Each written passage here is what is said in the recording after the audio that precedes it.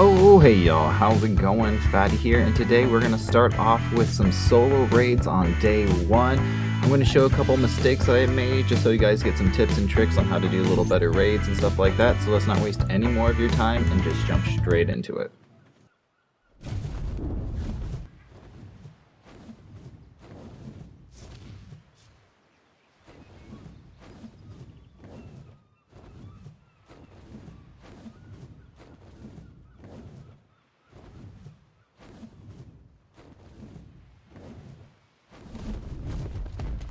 So right off the bat, I was just kind of flying around trying to get some basic tames just to do a raid. I got an Arthropleura, a Trike, a Carb, just different things I could use to actually attack a base. Just kind of scouting around. When I found this guy, we got into a little bit of PvP.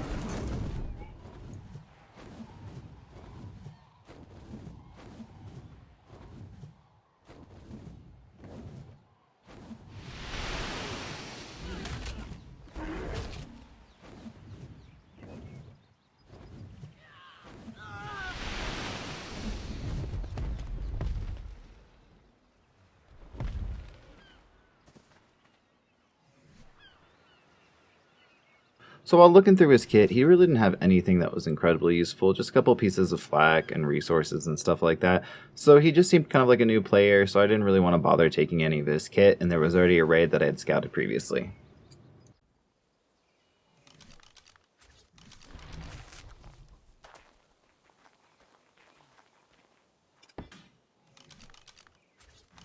So I flew over to the base that I scouted out earlier, and I just got ready to throw down a couple beds. Now, if you guys don't know the spot, it has two entrances and it's 6x. It's an awful spot to build. It's not that huge. The only advantage is it's not on the ground, right? A lot of people like those ones because not a lot of people know how to raid those. But this one is incredibly easy.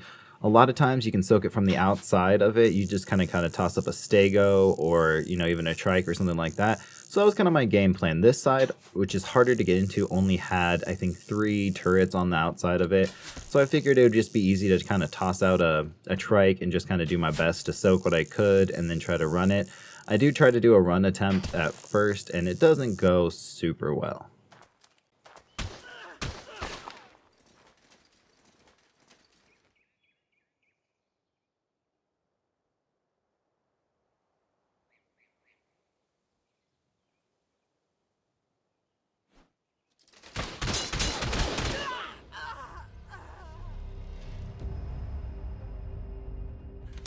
I wasn't wearing primitive flak, but it was definitely not good enough flak to rocket run it. It was just slightly better. It was kind of ramshackle. I think it had less than 200 durability. So next I decided to trike soak it, just try to get a trike up close enough that I could just kind of get some of the bullets soaked. It's kind of a tricky spot to try to get a trike up into, but I eventually do get it popped and try to soak it. And then I realized as I was kind of doing that, when I hopped onto the trike, there wasn't a really good way to get the bullets to soak. I figured that they were only on survivors only, so I had to change up my game plan. Okay, so I went back and grabbed my carb. I got it tossed out here, and I figured that it was, again, only survivors. I figured I was in turret range and everything, so I didn't really have my turtle healed up very well or anything like that. And then as soon as I tried to do it this method, I realized that they were on they were on tames as well, so it made it a little bit trickier. I had to make sure to kind of rush this. So my game plan was here, I was just going to kind of sit behind my carb, walk it in, and just use it to kind of soak. If I got on top of it, like I said, I thought it wasn't going to be on survivors only, so I figured I was going to get shot every time. So we kind of did this little walk method. I left it on neutral so it would just charge in, and it ended up working like a charm. My carb nearly almost didn't make it, but even it didn't. It made me close enough that I probably could have just rocket ran it anyways from that point. But with one rocket, I was in.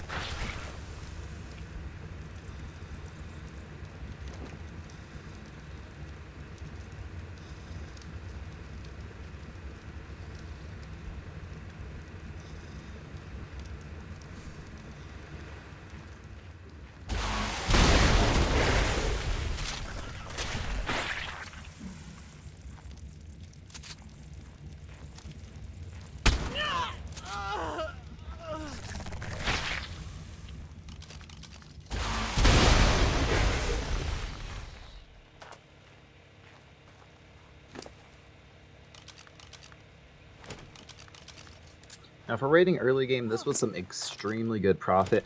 There was like, what, 10k ingots there, a decent amount of ARB. I didn't really have a base set up. I just kind of put down a couple forges and different stuff in like a waterfall kind of nearby just to kind of get going, just to get enough for C4 and stuff like that. And as you can see, there was quite a bit of loot in this one. I ended up deciding to try to pop the rest of this just to see what I had going on. Now, I don't know why that C4 didn't take out that mannequin. The mannequins are pretty tough in this one. I didn't realize like how strong they were, so I'd recommend to anybody that's like looking for some storage, just put it there.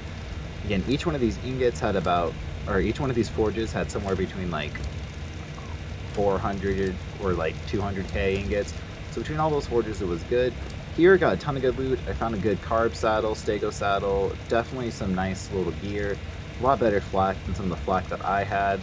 I don't know why this guy wasn't even wearing any of the flak in his base, but just kind of tucked it all back here. Like I said, this spot is just not the strongest. With it being 6x, it's just not really worth building back here in my opinion. As you can see, it was pretty easy for me to kind of run. Even if you got a couple more turrets, you can't really build up enough to like stop too much from happening. Again, this mannequin is just super tough. I really thought like one C4 and a 6x would take it out. It has 2 healths. I don't really understand that. It's like one solid thing, but if anyone could explain to me why that has 2 healths, I would love to know an explanation for that. I kind of got impatient. I had 1 rocket. I shot it. Again, it still didn't drop. Dropped some stuff that was closer to me. Those things are just kind of a beast. So I just kept going through. I think overall on this one, I ended up getting, I think, almost like 20k ingots just from these people. They were definitely huge farmers. I don't know why people do this on ARK sometimes. It's really confusing to me where they just like stack resources but don't really do anything. They could have had so many more turrets and everything with the stuff that they had kind of just piled up getting back here. And then in this one, they didn't really have too much in this very back thing. They just kind of had, you know, some cryopods, which I needed. Again, ARB, which their turrets were not capped, so why ARB was just hanging out back here is beyond me. Assault rifles are junk, so it's not like they were using it. I didn't even find an assault rifle anywhere. And, you know, it was just solid loot. It was a really good raid. Definitely got me a good start. Got a couple wyverns here, poly, oil, crystal, all those really good stuff that you got to get going. But these guys, I just don't know what they were doing. If you have resources, especially this early game, and you're going to set down a base, build up your base. You need to have that like solid and locked down if you're going to do that. Don't just save resources for saving it for later. The Arthur Polaris saddle is really going to come in handy for a later on raid. I didn't have an Arthur Polaris saddle ready, and those things just kind of take some odd resources, and I always hate having to kind of get it around. But overall, this raid was super profitable for me. Like I said, it was a day 1 raid, so I really didn't have anything to kind of get going with, and this was going to be enough to kind of get my own little base kind of get started.